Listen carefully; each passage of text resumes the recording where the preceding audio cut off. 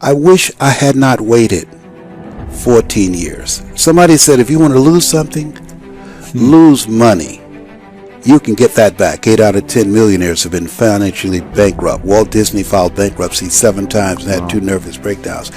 But don't lose time. There were 14 years I sat on the sideline.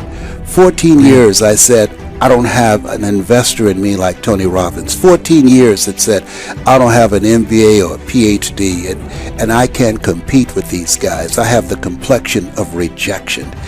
14 years I silenced myself. Wow. And so I regret that, because there are some people that maybe if they'd heard my voice, they would not have turned to drugs.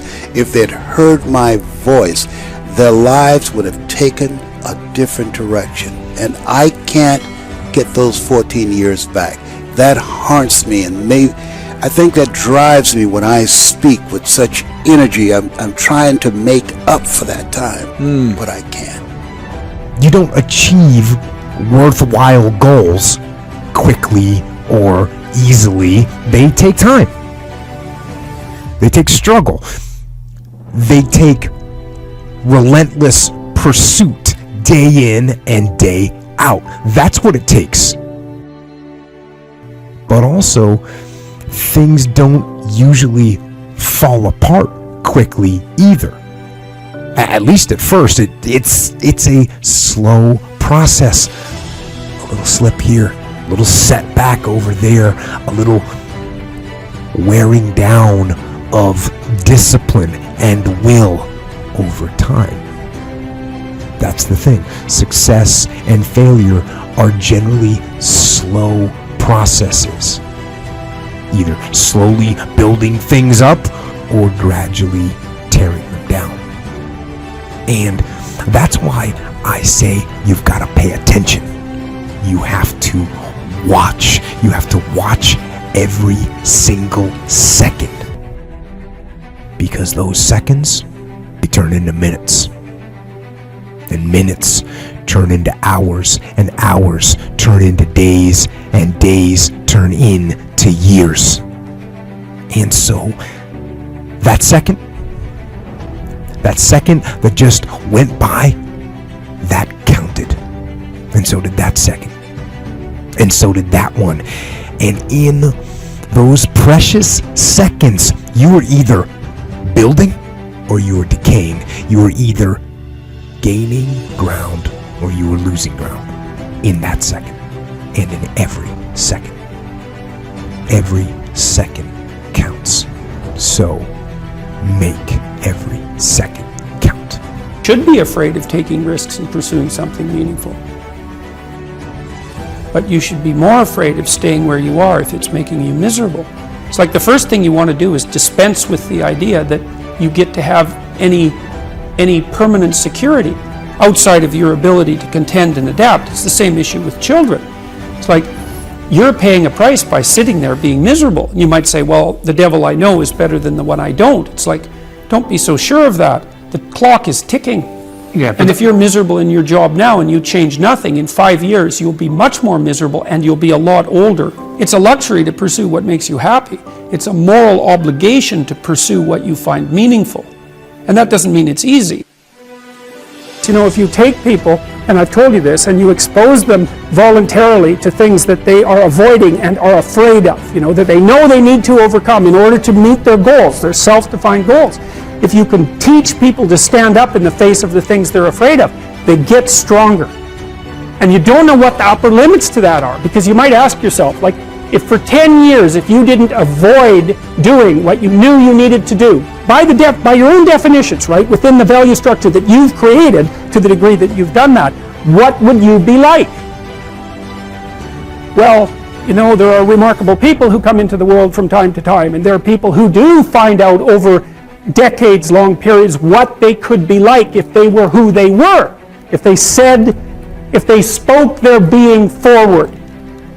And they get stronger and stronger and stronger, and we don't know the limits to that. We do not know the limits to that. Time is short. What is your life?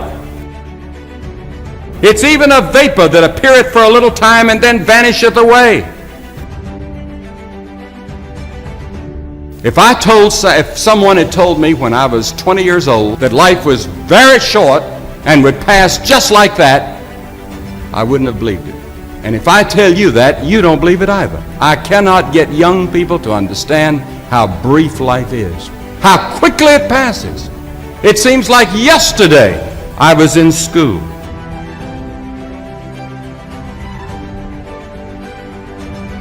Every one of us here has been given the same amount of time in a day. 1,440 minutes a day, 168 hours per week.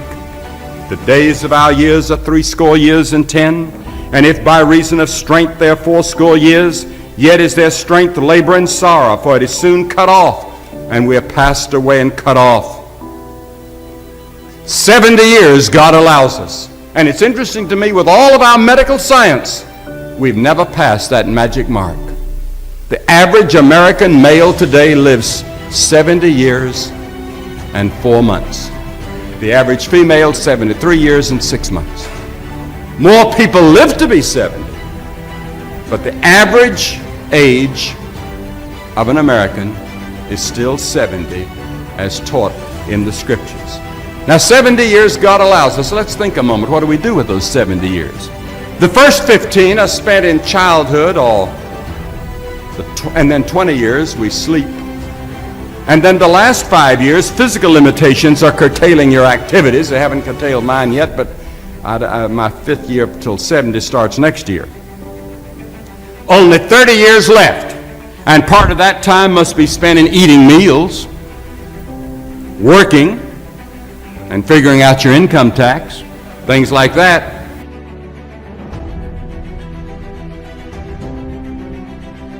Now is the accepted time. The things we ought to do, the classes we ought to take, the books we ought to read, do it now. The family that needs you, spend more time now. Write that letter home now that you've been meaning to write. Money you ought to give now. Time for study, do it now. People you ought to witness to, do it now. Every time the clock ticks, it seems to say now, today, if you will hear His voice.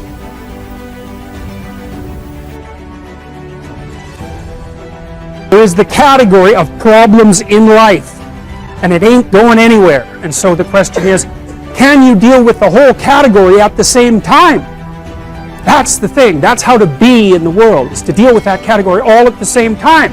And so how did human beings, what did they come up with as a solution? And that's so cool too, because the solution they come up with not only was the heroism that allows you to approach what you're terrified by and what you find offensive and to learn from it, but also the idea of sacrifice, and that was played out by cultures everywhere, including human sacrifice. And you think, what the hell was up with those crazy bastards so long ago? They were sacrificing to gods all the time. What kind of clueless behavior was that? Burn something and please God. Burn something valuable and please God. It's like, what was with them? What were they thinking? Well, they weren't stupid, those people. If they were stupid, we wouldn't be here. They were not stupid, and believe me, they lived under a lot harsher conditions than we do. So those were some tough people, man. You know, back then you'd last about 15 minutes. And so you don't want to be thinking of your ancestors as stupid. Like, there's no real evidence that we're much different cognitively than we were 150,000 years ago. So anyways, sacrifice. What does that mean, sacrifice? Well, it's a discovery, man. It's the discovery of the future. It's like the future is actually the place where there is threat. And it's always going to be there. So what do? You make sacrifices in the present so that the future is better.